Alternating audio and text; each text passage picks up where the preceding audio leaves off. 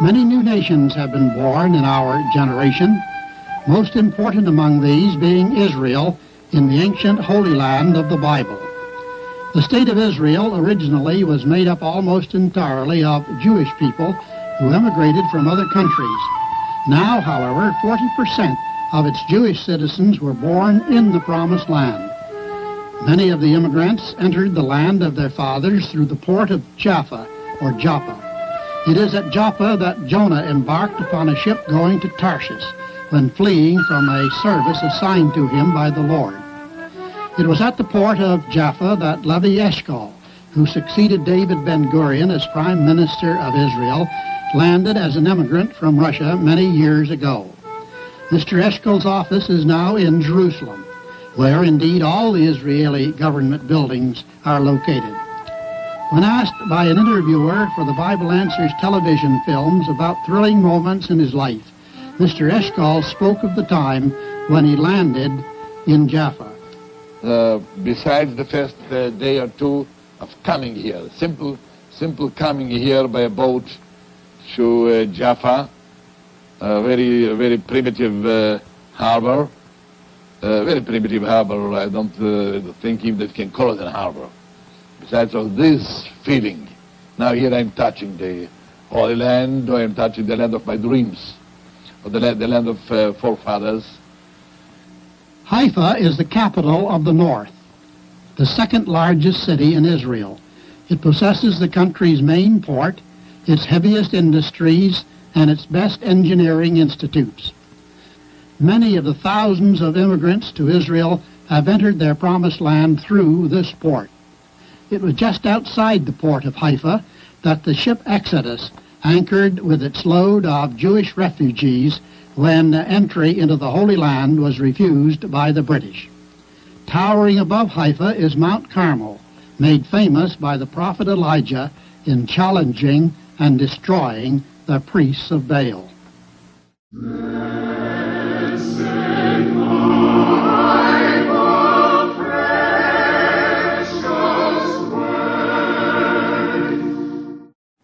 Hello, friends. Wouldn't you like to take a trip to the Holy Land and note some of the ways in which the prophecies of the Bible pertaining to the reestablishment of the Jewish people in their promised land are being fulfilled? Most of us can't take such a trip, but the Dawn Bible Students Association sent the producers of the Bible Answers television programs to Israel with their cameras to get pictures, which will bring us a little closer to what is taking place over there. Mr. Ray Krupa went along with them, and while in Jerusalem, had the opportunity of asking Mr. Levi Eshkol, who succeeded David Ben-Gurion as Prime Minister of Israel, a number of pertinent questions concerning Israel and the hopes of his people.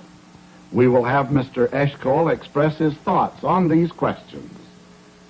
Mr. Edward Fay and Mr. Norman Woodworth are also with us, as you see. And Mr. Russell Pollock, our moderator. Thank you.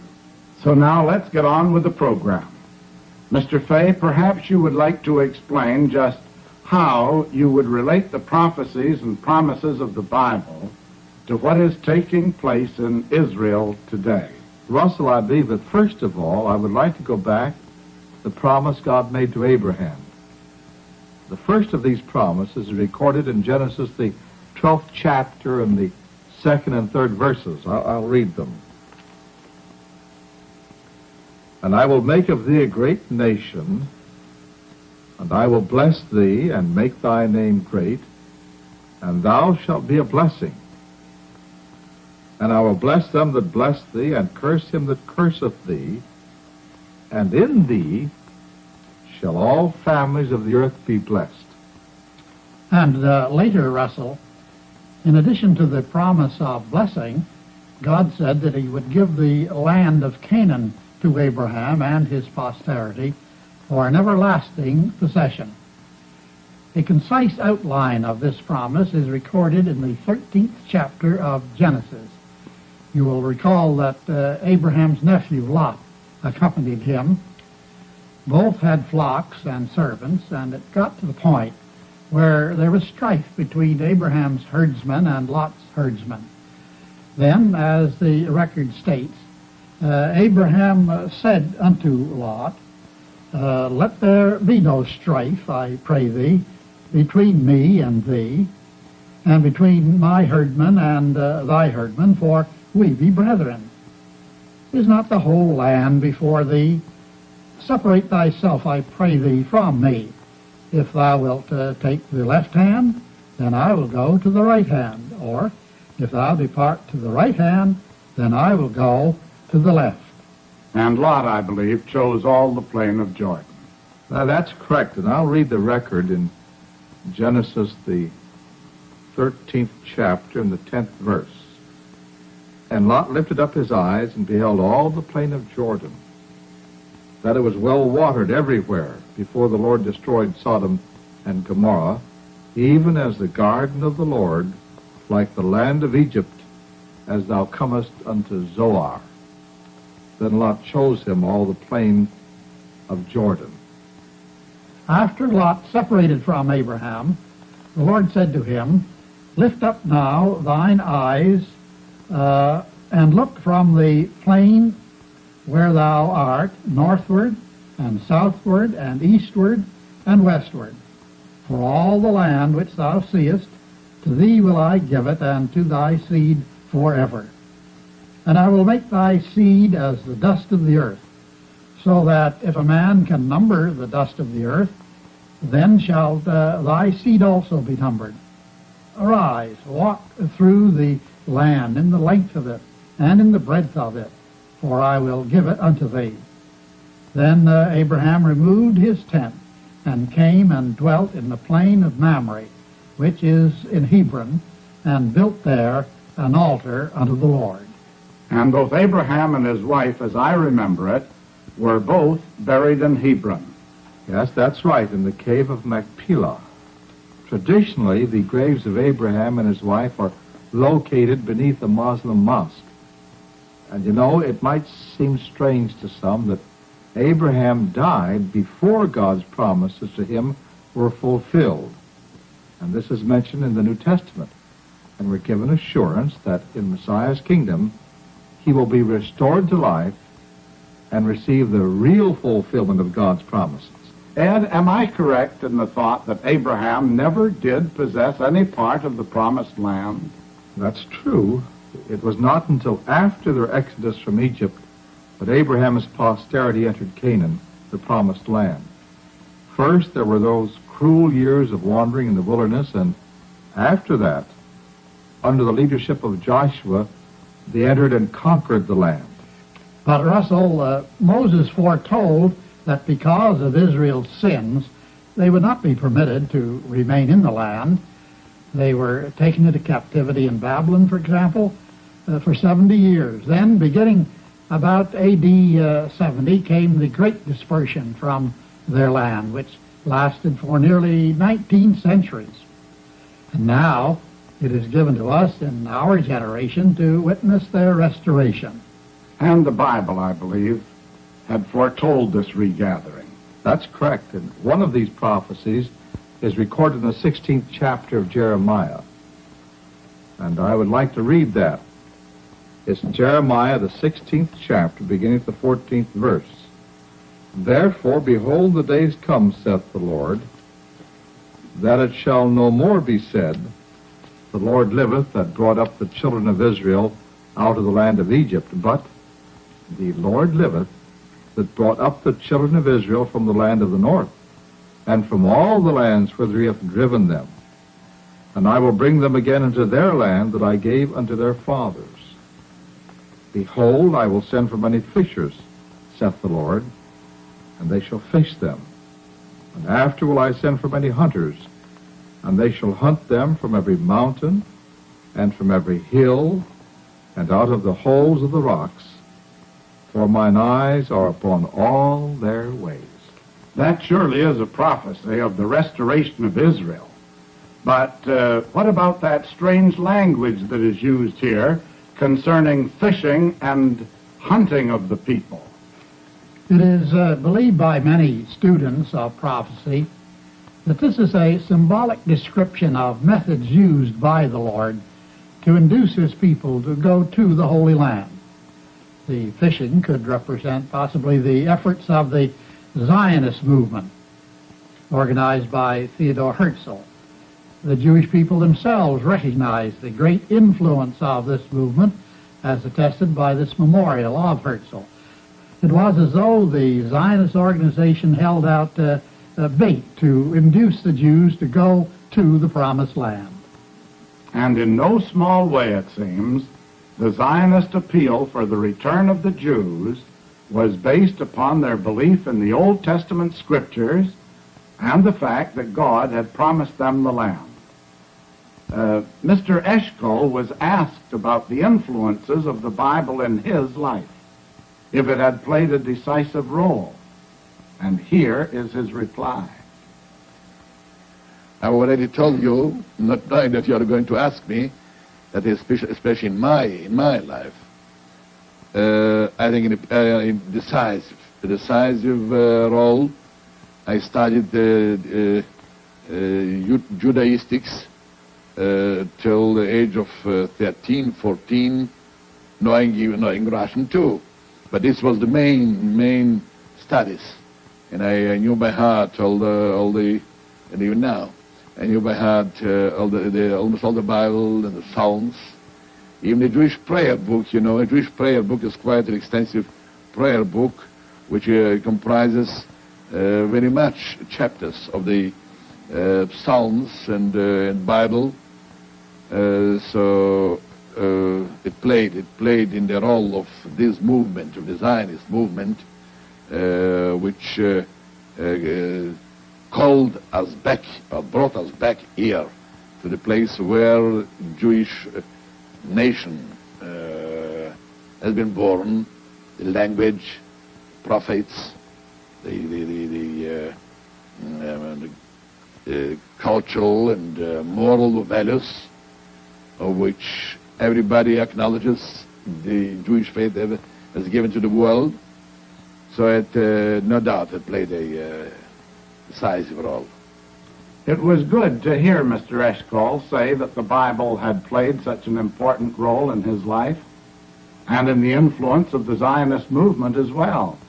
I can see that this influence must have been a strong one in the hearts of Bible-believing Jews. But Ed, what about the hunters referred to in the prophecy which you read? Has that also been fulfilled? Yes, I believe so, at least partially so. Hunting is a much harsher activity than fishing, and I think we can see this symbolic hunting in the great persecutions which came upon the Jewish people during the Hitler regime, when 6 million Jews were cruelly murdered. This led to the returning of many Jews to the Promised Land. They went there to find security and to escape further persecution. The Jews in Israel have erected a fitting monument to this massacre of their brethren under Hitler. And I, again, would like to observe how unexplainable this mass murder would be in connection with the character of the God of Israel if a hope of life in the resurrection was not held out for them in the great plan of God. This is true not only of the Jews murdered by Hitler, but of all the Jews who have died throughout the ages. Think of Theodor Herzl, whose Zionist movement served such a vital part in the modern exodus of Jews from other countries and their immigration to the Holy Land. This great project was his very life, yet he is now dead and unable to participate in that which he helped so mightily to bring about.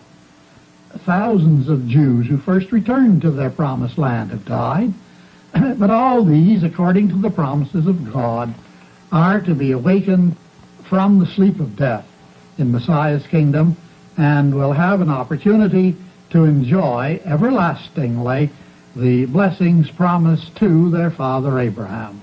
Yes, I recall that the great apostle Paul explained to a Roman governor that the Jews who had faith in the testimony of their prophets believed that there would be a resurrection of the dead, both of the just and the unjust.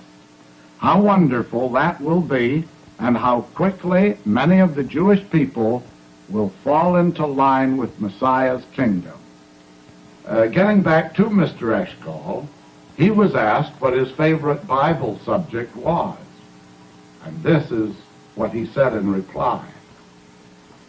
Israel, as it is very favored, because after hundreds and thousands of years of yearning and praying, so Israel is as all, of course.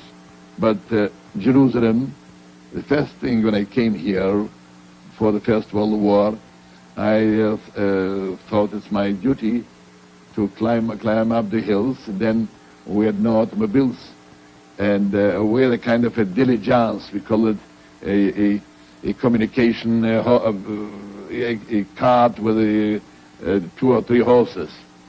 But for this, you had to pay. And we were then, the mostly young people, young boys, we came without a penny. So we used to go by foot. And because we liked to go by foot, you see more, you see better. So the first thing to go see is Jerusalem. As a matter of fact, I worked here as a laborer in 2 places near Jerusalem, on the way to Shechem, to Nablus, where today is the airport, Atarot, or Kalendia, it's called. I don't know how the Arabs used to call it. According to the Bible, it's called Atarot. I think that all who were acquainted with Palestine knew that it was a country which was not blessed with an abundance of water. When Mr. Eshcol went to Palestine from Russia as a very young man, he and a few others undertook to do something about this water problem. And he told of this in our interview with him. It is very interesting. Yes. So then we knew that Israel is a dry country, and we believe that Israel must be a place to solve the problem of millions of Jews who want to come, who must leave their countries and want to come here. So in spite of the opinions of experts, we said, let's start to drill, let's start to dig. And we started, and we discovered huge quantities of water, underground water. So the first or the second well, it was really the joy of my life. It was the shock of my life. I remember once I was asked by a very famous, with us, a famous important man. We established a kind of a company for it. He asked me once, tell me, Mr. So-and-so, because I changed meantime my name. The Russian name was Shkolnik. So tell me, how do you decide? You are spending money. How do you decide to drill here and there, and why not somewhere else? I said, I'm consulting hydrologists, engineers. There was already 1 or 2 geophysicists in Israel with their apparatuses. And then we go out on the field and simply throw the hat, and when the hat falls, there we drill. If we have chance, we have luck, we find water, and we found water. Even now in the desert, in this part, the triangle of the southern part, even now there's really desert, there's no rain, 10, 15, 50 millimeters of rain instead of minimum is 300-400 to grow barley, to grow wheat. Because if you want to grow fruit trees or orchards, you need much more water. So we are now continuing to drill, reaching 500 meters, 600 meters. It means close to 2,000 feet deep for water. Even near Jerusalem. Jerusalem used to live in those days by the rainwater, gathering the water from the roofs in a pit. In a pit, every house had such a pit, gathering the water, the rainwater, using it during the summer time, because the rain is here only 3-4 months. Now, of course, Jerusalem, we connected Jerusalem with a pipeline, big pipeline. The British still started. We increased it from other sources, from the Tel Aviv area, the Shephelah, the so-called geography, the Shephelah area, where we discovered in wells water. So we are pushing water up. But now we are discovering in wells here in the mountains of Jerusalem, 600-700 meters deep. Discovering very good sweet water. So this is really the chapter in my life. We thank Mr. Eshkol for those interesting facts concerning the water situation in Israel. Our cameras got some shots of the provision which has been made to carry water from the upper Jordan River hundreds of miles south to be used in the Negev desert. Water is so necessary to the life of a people and a nation, especially a growing nation like Israel. Mr. Eshkol was asked from where he thought additional Jews would come to Israel, and his reply was, there are still Jews in the same countries where from they came during these 20 years.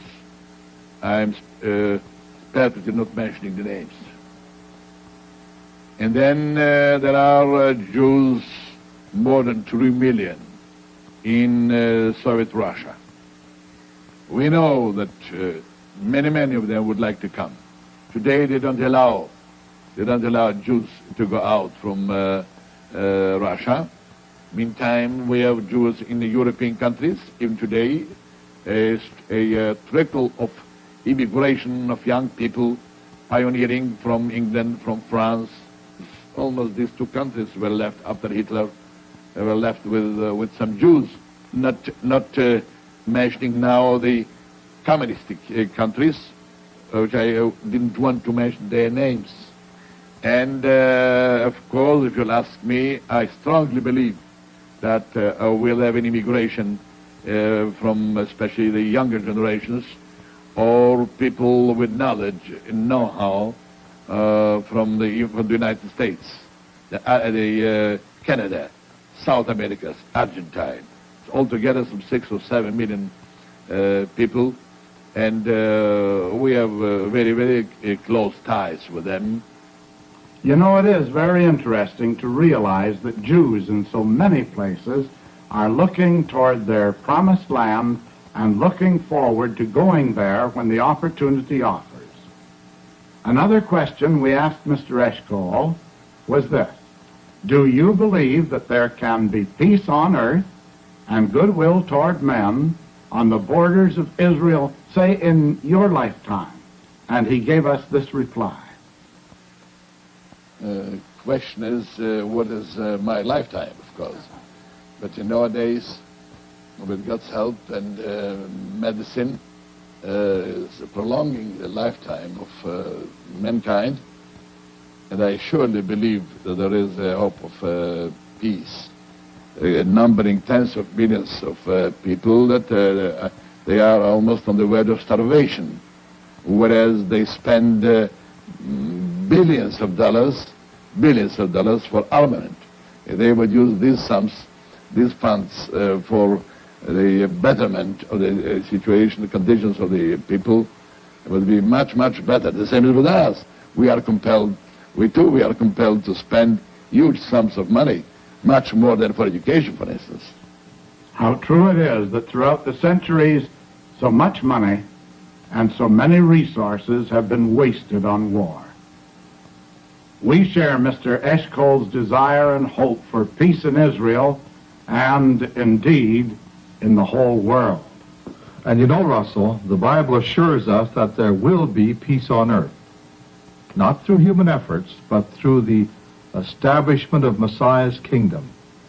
The prophet Micah speaks of a time when the nations shall beat their swords into plowshares and their spears into pruning hooks, when they will learn war no more.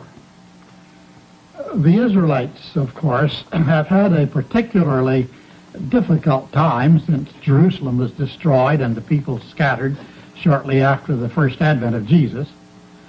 Just before Jesus died, he said to the Israelites of that generation, "Ye shall not see me henceforth, till ye shall say, Blessed is he that cometh in the name of the Lord." This takes our minds beyond what is happening in Israel today to the time when the Israelites of all generations are being raised from the dead. And that resurrection, as we know from the Bible, is made possible in the plan of God because Jesus voluntarily laid down his life as man's redeemer from sin and death. Jesus gave himself a ransom for all, as Paul said, to be testified in due time. And there's every reason to believe that that due time is now near. That's good to know, Ed.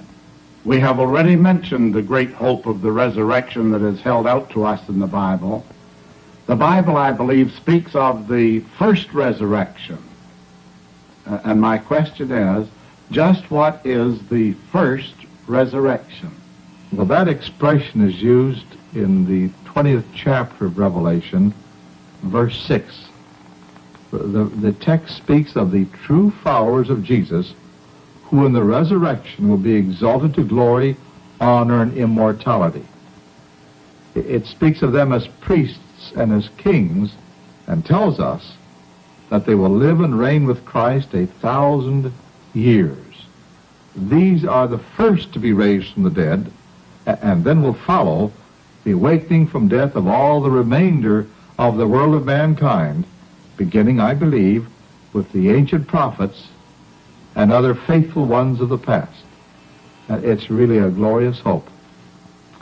And friends, we would like to share further with you the faith-strengthening facts concerning Israel and the marvelous manner in which the prophecies of the Bible are now being fulfilled through the people of Israel.